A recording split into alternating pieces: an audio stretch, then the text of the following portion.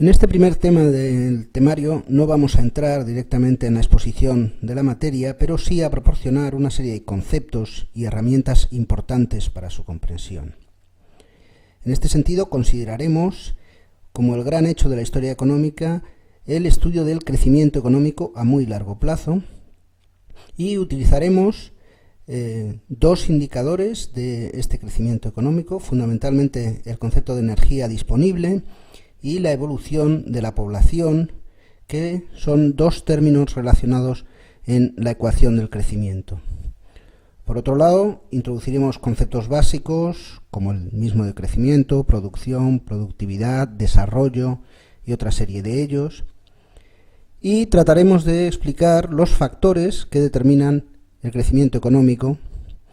y sus dos tipos fundamentales. El crecimiento extensivo, generado por incrementos en los factores de producción disponibles, incrementos en los inputs, y por otro lado el crecimiento intensivo, que es aquel que viene de un aprovechamiento más eficiente de esos inputs, de esos factores de producción aplicados a las tareas productivas. Veamos, por tanto, algunos de estos grandes temas y conceptos. Comencemos por examinar el papel de la energía. En este tema se presentan datos de población a muy largo plazo, desde el 70.000 antes de nuestra era hasta nuestros días, y se muestra cómo detrás de cada uno de los grandes saltos del crecimiento demográfico hay incrementos importantes en la energía a disposición de los seres humanos, que es lo que les permite precisamente sustentar ese crecimiento demográfico. El origen básico de toda la energía que hay en la Tierra es la energía solar, pero su aprovechamiento requiere la existencia de organismos o de máquinas que denominamos convertidores, que son capaces de convertir la energía radiante del Sol en otros tipos de energía aprovechables por el ser humano. Pues bien, los dos grandes saltos de la historia económica humana, tanto la revolución del Neolítico, el descubrimiento de la agricultura y la ganadería, como la revolución industrial del siglo XVIII, están basadas en el descubrimiento, o tal vez sea mejor decir la invención, de convertidores más eficientes de la energía solar, en el primer caso de especies vegetales y animales domesticadas, adaptadas, más productivas, y en el segundo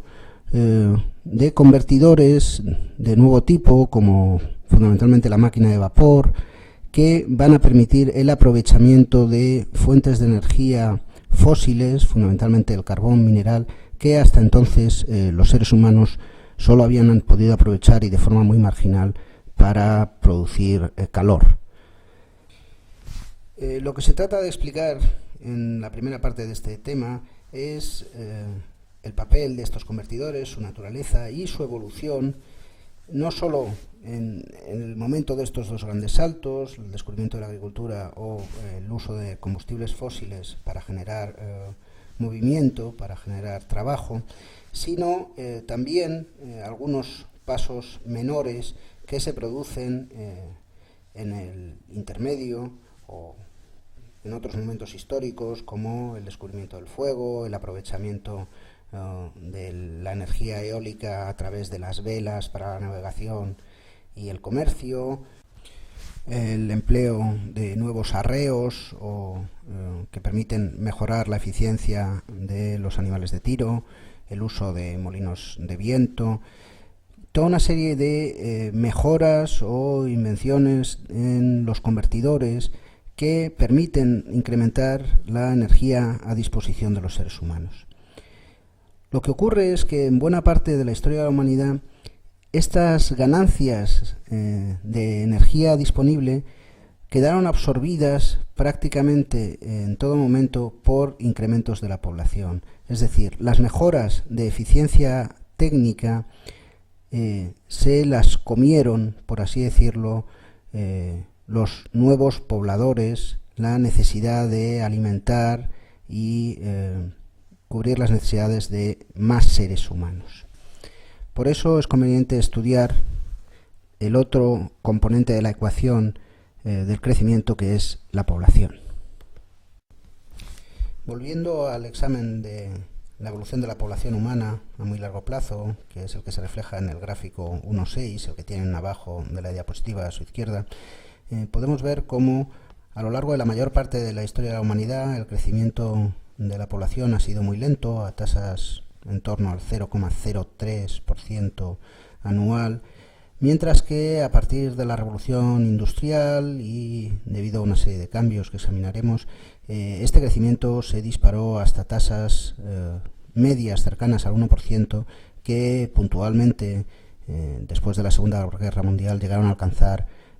cifras superiores al 2% anual. Estas tasas de crecimiento pueden parecer modestas, pero en realidad suponen un ritmo de crecimiento que, pongamos al 2%, hace que se duplique la población en el plazo de 35 años. Como cualquier otra especie en la naturaleza, los humanos tienden a propagarse, a procrear y a aumentar su número si las condiciones del entorno lo permiten. En este sentido, el concepto clave es el de capacidad de carga, definido como el máximo de población de una especie que puede alimentar un determinado territorio, un determinado ecosistema, sin daños para la especie ni para el propio ecosistema. Es decir, se trata de una capacidad de carga que exige cierta sostenibilidad en el tiempo, en términos actuales. Pues bien, lo que podemos observar a lo largo de la historia humana es que la población, como era de esperar, ha tendido a incrementarse hasta encontrarse con el límite de la capacidad de carga del territorio. En el caso de los humanos, esta capacidad de carga no está determinada solo por las condiciones naturales del ecosistema, sino también por su propia capacidad de producción de recursos, por la propia disponibilidad de energía en forma de alimentos, en forma de combustibles o de trabajo animal.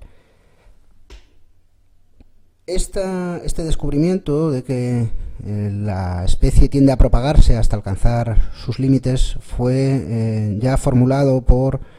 Thomas Robert Malthus a finales del siglo XVIII en su famoso ensayo sobre el principio de la población.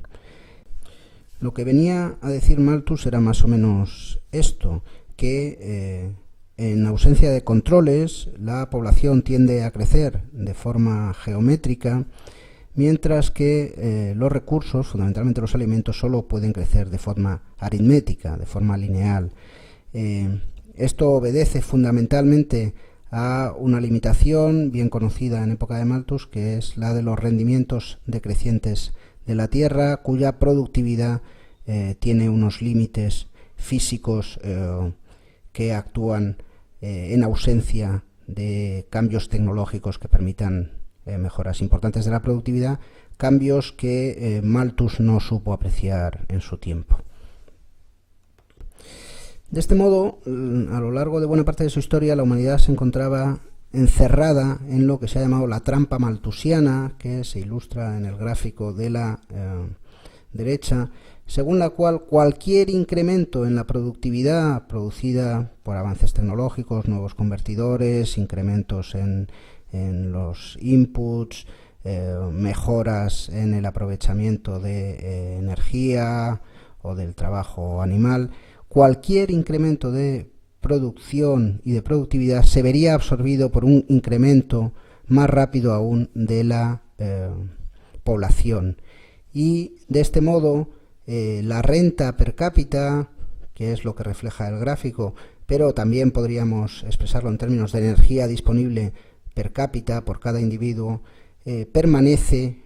relativamente estancada hasta, como se ve en el gráfico, hasta el momento de la revolución industrial. Precisamente los avances de la revolución industrial en materia de fuentes de energía disponibles, de convertidores, son los que van a permitir romper el techo malthusiano, otro término que también se suele utilizar, y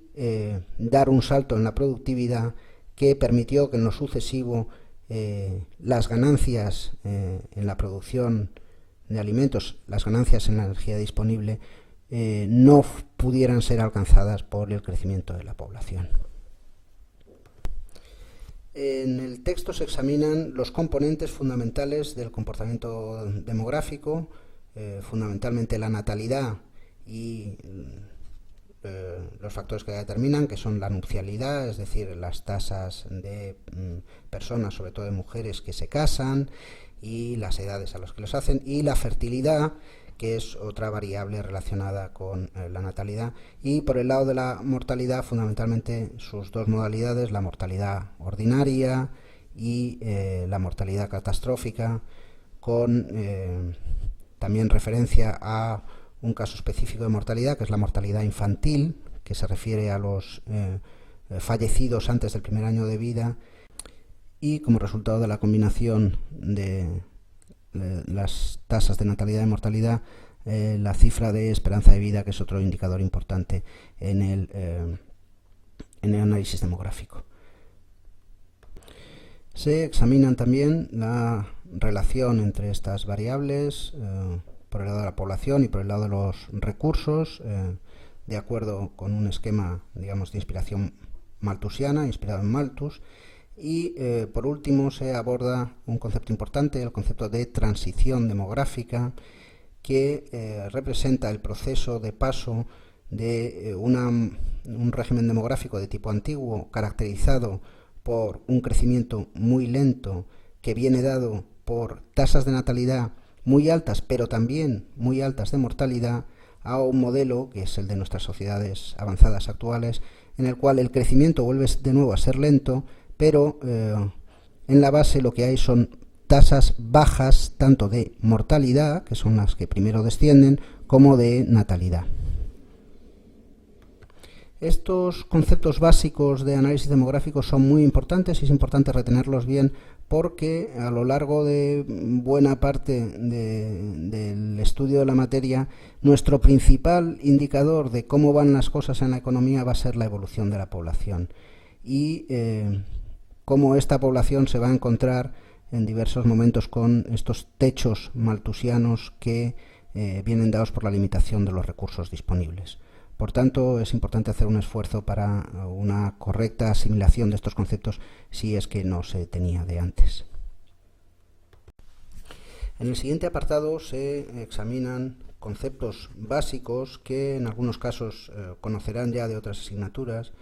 relacionados con el crecimiento económico, con la conveniencia de medir el crecimiento económico no en términos absolutos de producto o de valor, sino en términos relativos al número de habitantes, en, digamos, PIB per cápita. También con la noción de desarrollo económico, que es algo distinto del crecimiento del producto e implica cambios en la estructura de la economía, cambios en la estructura sectorial, es decir, el reparto entre los sectores primario, secundario y terciario de la renta, y también se examina brevemente la noción de progreso, una noción bastante menos útil en el estudio de la historia económica, pero que merece la pena tener en cuenta, así como las principales fuentes del crecimiento económico que se analizan en un recuadro y que conviene retener porque representan tipos distintos de crecimiento del producto. Básicamente son el crecimiento económico que se deriva de incrementos en la inversión, lo que llamamos crecimiento soloviano, en honor a Robert Solow. En segundo lugar, el crecimiento derivado de la expansión comercial y por tanto de una división del trabajo más eficiente, que señaló de forma notable Adam Smith, y por tanto se denomina en ocasiones crecimiento smithiano. También el crecimiento derivado de las economías o los efectos de escala como resultado de la reducción de costes ligada a una producción en masa. Y por último, el llamado crecimiento schumpeteriano o crecimiento derivado de la innovación, de los conocimientos que permiten no solo introducir innovaciones tecnológicas en los procesos de producción, sino también innovaciones organizativas que redundan en aumentos de productividad. Por último, se examinan brevemente las oscilaciones en los ritmos del crecimiento y los ciclos económicos, muy brevemente, pero conviene tener en cuenta también este aspecto. En todo caso, insisto que se trata de cuestiones que probablemente se han tratado ya en otras asignaturas con las que cada estudiante esté ya familiarizado, pero es importante que los conceptos de base estén claros y afianzados para una comprensión cabal de los contenidos de la asignatura. En el apartado 3, dedicado a los conceptos básicos, se examinaron los factores que explican el crecimiento económico y se afirmaba que este depende fundamentalmente de las aportaciones de los 3 factores productivos básicos, que son tierra, trabajo y capital, cuya definición exige alguna matización que se hace allí, y posiblemente un cuarto factor, que es el de capital humano, derivado de la formación o los conocimientos incorporados al trabajo como resultado de la educación, y quizá, aunque este suele aparecer menos, el de la capacidad empresarial como elemento que articula y organiza el esfuerzo de los factores productivos, generando, y este es otro concepto importante, ganancias de productividad. De un incremento en el volumen de los factores implicados en la producción se derivaba un tipo de crecimiento que hemos denominado extensivo, mientras que aquel que implicaba cambios en la organización de la producción y en la asignación, una asignación más eficiente de los factores y por tanto mejoras de productividad, se producía un crecimiento que hemos denominado intensivo. Queda examinar ahora de dónde nacen estas ganancias de productividad, y se derivan fundamentalmente de 3 fuentes. Por un lado, de nuevas fuentes de energía o nuevos convertidores que permiten incrementar la energía disponible. Esto, que podría parecer un crecimiento de tipo extensivo en el sentido de que son más volumen de factores de producción, sin embargo, lo consideramos de tipo intensivo cuando son de una nueva naturaleza. El poder emplear el carbón mineral, como se hizo en la industrialización inglesa, para procesos industriales en la siderurgia, o bien para generar trabajo a través de las máquinas de vapor, representó incrementos importantes de productividad que se derivan de la naturaleza innovadora nueva de los recursos energéticos y los convertidores disponibles. El segundo factor relacionado con este es la existencia de nuevas herramientas o máquinas o procesos que permitan aprovechar mejor los recursos, los factores productivos ya existentes. Estamos hablando aquí puramente de tecnología. El tercer elemento de ganancias de productividad se deriva de nuevas formas de organización el aprovechamiento de los recursos existentes, fundamentalmente nuevas formas de organización del trabajo, la especialización productiva, ganancias derivadas de la escala, mejoras en procesos que permiten generar mayor eficiencia en la asignación y en el aprovechamiento de los recursos. En este sentido, se hace especial hincapié en este apartado en las 2 fuentes históricamente más importantes de ganancias de productividad y que son las que han determinado cambios históricos, cambios en las formas de organización de la economía. Y estas son fundamentalmente o bien innovaciones tecnológicas cuya lógica se examina, es decir, la lógica de la innovación no es puramente la lógica de la invención, una mente que da con un una nueva forma de hacer las cosas, sino que esto se tiene que aplicar a la producción, y para que esto se produzca tienen que darse las condiciones económicas adecuadas, es decir, fundamentalmente que sea rentable, que los ahorros de costes que genera la innovación sean mayores que las inversiones que requiere. La otra fuente importante de transformaciones en el marco general de la productividad viene dada de cambios institucionales. Estos realmente son complicados de introducir en los modelos económicos porque se producen a largo plazo y su incidencia es menos concreta que la de unas ganancias de productividad que se pueden medir o derivadas de la instalación de maquinaria nueva, de formas nuevas de organización, de la producción o del trabajo, etcétera.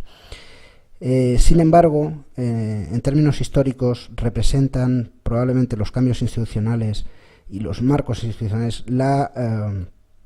fuente principal de transformaciones a largo plazo en la economía, y así aparecerán en muchas de las explicaciones que vayamos dando a lo largo del temario.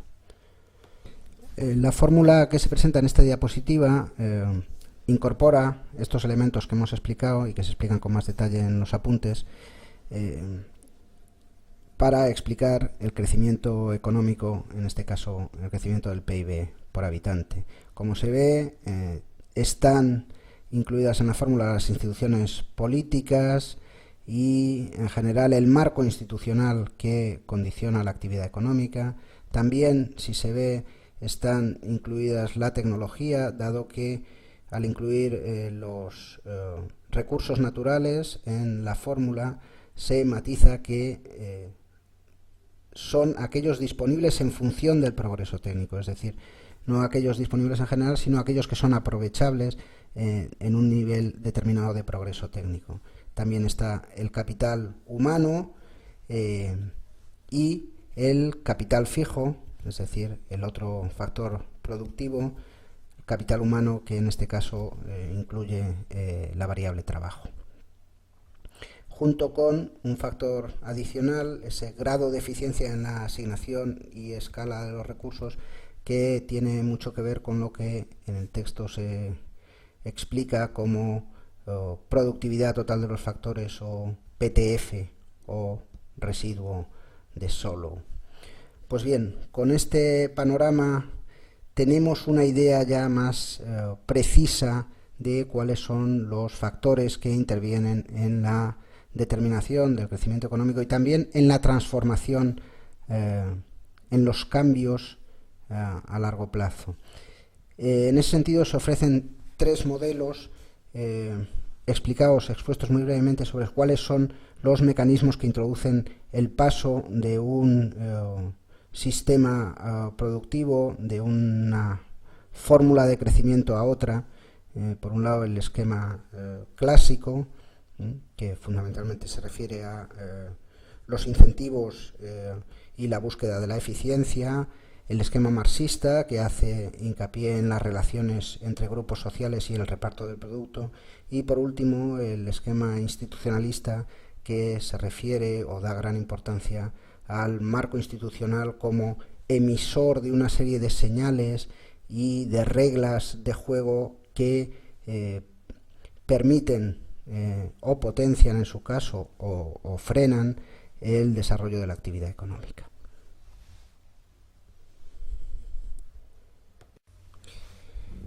El primer tema de la asignatura se cierra con una revisión de un concepto que ha caído en desuso, pero que tiene una larga tradición en el análisis económico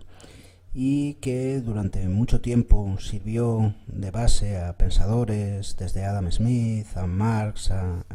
Max Weber, para establecer una clasificación de las fases de la evolución económica de la humanidad. Hablamos del concepto de sistema económico, del que ofrecemos en la diapositiva varias definiciones, incluida la nuestra, que lo define como un conjunto de instituciones, es decir, de relaciones y de normas que rigen la producción, distribución y consumo de los bienes y servicios en una economía. Es decir, se trata de una noción que integra no solo la organización de la producción, sino fundamentalmente las relaciones sociales que rigen la distribución del producto y de las rentas. En este sentido, el dominio prácticamente incontestado en la actualidad de un sistema de tipo capitalista, basado fundamentalmente en la propiedad privada de los medios productivos, hace que parezca un concepto obsoleto y, sin embargo, resulta aún sumamente útil para el estudio histórico. Resulta sumamente útil porque permite integrar distintos aspectos que no son exclusivamente relativos a la producción, sino que influyen en ella a través de las instituciones y también en cómo se asignan los beneficios de la producción. En este sentido, se presentan los principales tipos de sistemas económicos que estudiaremos, fundamentalmente el sistema feudal, que surge en Europa en la Edad Media, pero que tiene paralelos en otros países y caracterizado fundamentalmente por la importancia de las relaciones personales de dependencia a la hora de organizar la economía. En segundo lugar, el sistema capitalista, basado, como hemos dicho, en la propiedad privada de los medios de producción y el uso de los mercados como mecanismo de asignación de los recursos. Y, en tercer lugar, el sistema socialista, cuya existencia histórica no está muy clara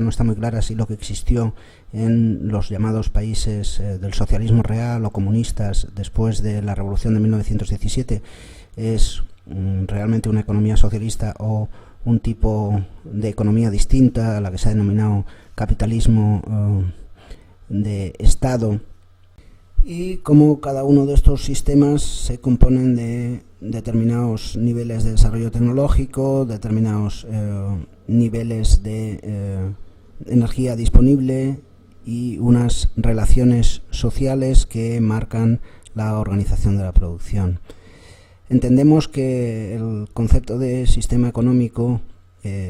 pese a sus problemas, es una herramienta útil para la comprensión de nuestro pasado histórico económico. Por ello lo presentamos aquí y con él cerramos este tema primero.